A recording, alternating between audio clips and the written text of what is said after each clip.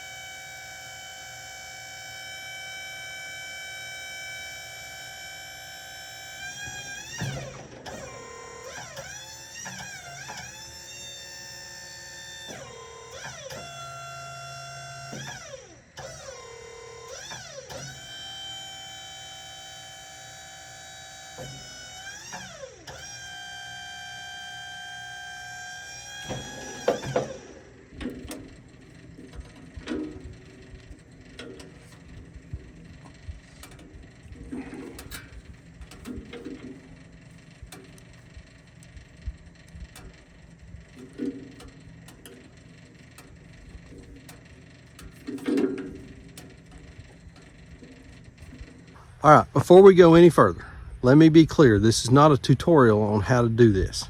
I am a rank amateur armed with YouTube videos and a set of instruction manuals. So what I've got an old pine log that our neighbor out here at the road gave us. It was one that he'd had cut down whenever he was grading the place out for his house. And they had pitched it over in the woods. As we were getting it out, we ended up ripping all the bark off of it. So I don't know if this thing's any good or not. It's about 13 inches at one end, 11 at the other. I think I've got the pith kind of centered.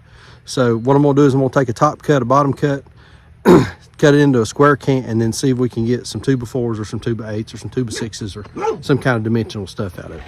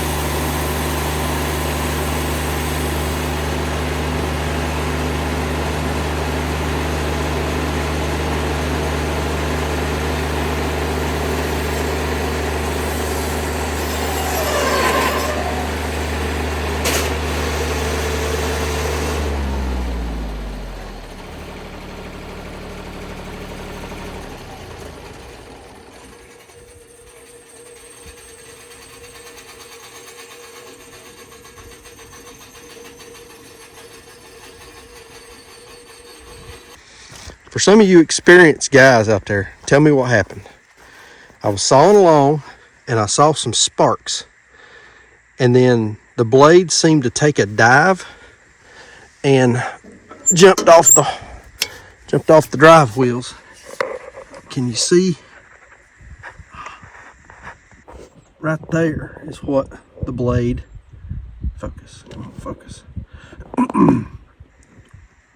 Right there's what the blade done. Now, I am extremely careful to not touch my up and down on my saw head while I'm moving.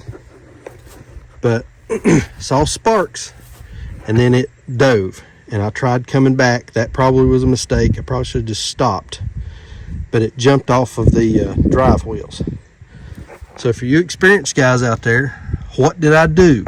I don't think I've hurt anything. These things are pretty tough. I don't think I've damaged anything, and the blade is still, I didn't even break the blade. I don't think I'll use it again. But what happened?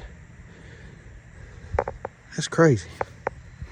I done something. I know I did, but I don't know what it is. Looks like that blade rode up. It rode up and then back down. Oh well. Now I guess I need to get the blade off. We'll take the mill head back after the blade is free from all the pulleys in the drive wheel, and then we'll see if we can get the blade out of that can, I guess. I don't know what else to do. All right, I didn't film all that because it was just working, taking time and working and getting this off of the drive belt and the pulley. So I got it off. And I mean, everything looks fine. I can't tell that there's any real problem. That drive belt feels like it's got a little build up on it. Wheel looks okay. The guide wheel looks okay on both sides. Those are fine. I don't know. And I was looking over here at the cut. Let me show y'all. And again, man, if somebody out there that runs one of these got some experience, what did I do? I'm curious. I've done something. I mean, this is not the mill's fault. It's just a machine that does what I tell it to do. But it looks like here at the beginning, I don't know how well that shows up on camera, but it looks like it came in and it took a little bit of a dip and then came back up, and then another big dip, and then another up motion. I have no idea. What? Somebody tell me, what did I do? I'm open to as much constructive criticism as somebody can give me on this, because this is frustrating. I do not want to tear this thing up, and I want to learn to use it. But yeah, that one feels okay. Feels like it's got a little build up on it, but I mean, I don't know. I think it's okay. So anyway, now I guess I need to get that blade out of that cant. That sun's terrible. Get that blade out of that cant. We'll put another blade on this and try again. But I don't know if I'm gonna try today or not. It's frustrating, very frustrating. Okay, I got the blade out and I've looked at it, and focus. I've looked at it and I can't tell that any of the teeth are broken or missing, and the set seems to be, you can't tell, but I mean the set still seems to be like it, it should. So, man, I don't know. What in the world?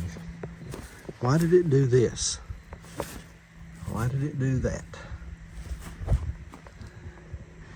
It came in right here. A little bit of a dip. Looks like it, yeah, a little bit of a dip. And then it rides up and then down, and it comes off the belt, or off the pulley. Why? What happened? All right, this is completely unscripted. Did not plan on this to happen. I ended up getting, I think, one decent 2x8 out of this, which is what I was working on. I was trying to cut this Ended up with about 7 3/4 wide, the cant, and I was trying to go down 2 inches at a time. And I had gone down 6 inches, and then I had gone down to 4, or maybe I'd gone, anyway, I went down, I was working on the second one, and that's when the wheel sort of came off. Seems like I remember Wes from Fall Line Ridge, something similar to this maybe happened in a video way back when. I would need to go back and find that. But Wes, if you're watching and you have an idea, send me an email, leave me a message, whatever, chuck@sheratonparkfarms.com.